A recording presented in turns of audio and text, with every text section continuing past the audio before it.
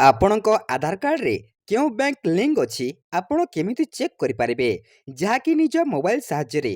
କାହିଁକି ନା ଏବେ ଏବେ ଯେଉଁ ସୁଭଦ୍ରା ଯୋଜନାରେ ମୋବାଇଲ ନମ୍ବର ଲିଙ୍କ ମାଗୁଛି ତା ସହିତ ବ୍ୟାଙ୍କ ଆକାଉଣ୍ଟ ଲିଙ୍କ ମଧ୍ୟ ମାଗୁଛି। ଆପଣଙ୍କର 4-5ଟି ବ୍ୟାଙ୍କ ମଧ୍ୟ ଥିବ ବା 2-3ଟି ମଧ୍ୟ ବ୍ୟାଙ୍କ ଥିବ ବା ଯେତେଟି ବି ଆପଣଙ୍କର ବ୍ୟାଙ୍କ ଆକାଉଣ୍ଟ ଥିବ ଆପଣ କେମିତି ଚେକ୍ କରିପାରିବେ ଯେ ଆପଣଙ୍କ ଆଧାର କାର୍ଡ଼ରେ କେଉଁ ବ୍ୟାଙ୍କଟା ଲିଙ୍କ ଅଛି ବା କେଉଁ ବ୍ୟାଙ୍କଟା ଡିବିଟି ହେଇକି ବ୍ୟାଙ୍କ ମ୍ୟାପିଂ ଅଛି। ତ କେମିତି ଚେକ୍ କରିବେ ମୁଁ ଆପଣଙ୍କୁ ଏହି ଭିଡ଼ିଓରେ ବତେଇଦେବି। ତ ପ୍ରଥମେ କ'ଣ କରିବେ ଦେଖନ୍ତୁ, ନିଜ ମୋବାଇଲ ଫୋନର ଗୁଗୁଲକୁ ଆସିବେ।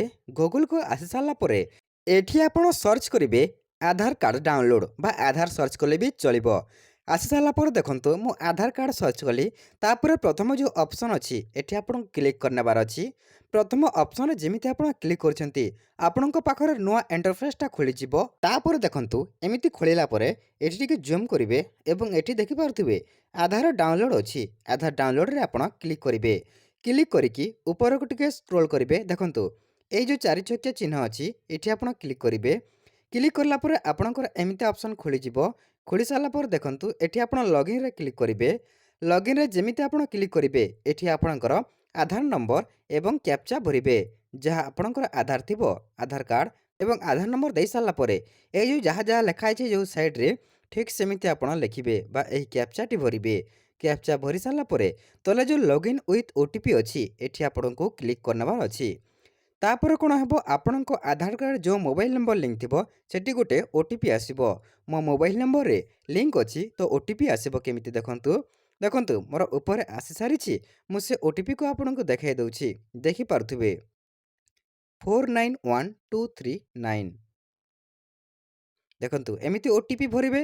OTP ଭରି ସାରିଲା ପରେ ତଳେ ଯେଉଁ ଲଗ୍ଇନ୍ ଅପସନ୍ ଅଛି ସେ ଲଗ୍ଇନ୍ ଅପସନ୍ରେ ଆପଣ କ୍ଲିକ୍ କରିବେ। ଏମିତି ଟିକେ ଘୁରିବ। ଆପଣଙ୍କ ଇଣ୍ଟରନେଟ୍ ସ୍ପିଡ୍ ଥିବ ଯଦି ଆହୁରି ଜଲ୍ଦି ଜଲ୍ଦି ସବୁ ହେବ। ତ ଏମିତି ଆପଣଙ୍କର ଘୁରିବ। ଘୁରି ସାରିଲା ପରେ ଦେଖିପାରୁଥିବେ ଇଏ ଆପଣଙ୍କୁ ଏମିତି ଲେଖିଲେ ଓକେରେ କ୍ଲିକ୍ କରିଦେବେ ଏବଂ ଆପଣଙ୍କର ନ ବି ଲେଖିପାରେ। ତାପରେ ଦେଖନ୍ତୁ ଏମିତି ଆପଣଙ୍କର ଅପସନ୍ ଆସିଯିବ। ତାପରେ ଆପଣ କ'ଣ କରିବେ କେମିତି ଚେକ୍ କରିବେ ଦେଖନ୍ତୁ, ଏଠି ଗୋଟେ ଅପସନ୍ ଅଛି ଦେଖନ୍ତୁ ବ୍ୟାଙ୍କ ସିଡ଼ିଂ ଷ୍ଟାଟସ୍। ଏଇଟା ଏଠି ଆପଣଙ୍କୁ କ୍ଲିକ୍ କରିନେବେ। ଯେମିତି ଆପଣ ଟିକେ ଜଷ୍ଟ କ୍ଲିକ୍ କରିନେଉଛନ୍ତି ଆପଣଙ୍କ ପାଖରେ ଏବେ ବତେଇଦେବ ବା ଦେଖାଇଦେବ ଯେ ଆପଣଙ୍କର କେଉଁ ବ୍ୟାଙ୍କରେ ଆପଣଙ୍କର ଡିବିଟି ବା ଆଧାର ଲିଙ୍କଟା କେଉଁ ବ୍ୟାଙ୍କରେ ଆପଣଙ୍କର ଅଛି। ଏମିତି ଆପଣଙ୍କର ଆସିବ ଏବଂ ସର୍ଭର ଡାଉନ୍ ଥିଲେ ମଧ୍ୟ ଏମିତି ହୁଏ। ଦେଖନ୍ତୁ କ'ଣ ଲେଖା ହେଇଛି ଦେଖନ୍ତୁ, congratulation Aadhaar bank mapping has been done. ମାନେ ଆପଣଙ୍କର ଦେଖନ୍ତୁ କେଉଁ ବ୍ୟାଙ୍କ ଲିଙ୍କ ଅଛି ଦେଖନ୍ତୁ, ମୁଁ ଯାହାଙ୍କର କରୁଛି ତାଙ୍କର ଷ୍ଟେଟ୍ ବ୍ୟାଙ୍କ ଅଫ୍ ଇଣ୍ଡିଆରେ ଆକ୍ଟିଭ୍ ଅଛି ବା ଲିଙ୍କ ଅଛି। ଏମିତି ଆପଣ କରିବେ। ଏବେ ଦେଖନ୍ତୁ ଲାଷ୍ଟ ଅପଡ଼େଟ୍ କେବେ ହେଇଛି 11/12/2015ରେ ହିଁ ତାଙ୍କର ଲିଙ୍କଟା ହେଇଯାଇଛି। ଠିକ୍ ସେମିତି ଆପଣଙ୍କର ଏମିତି ଦେଖିବେ।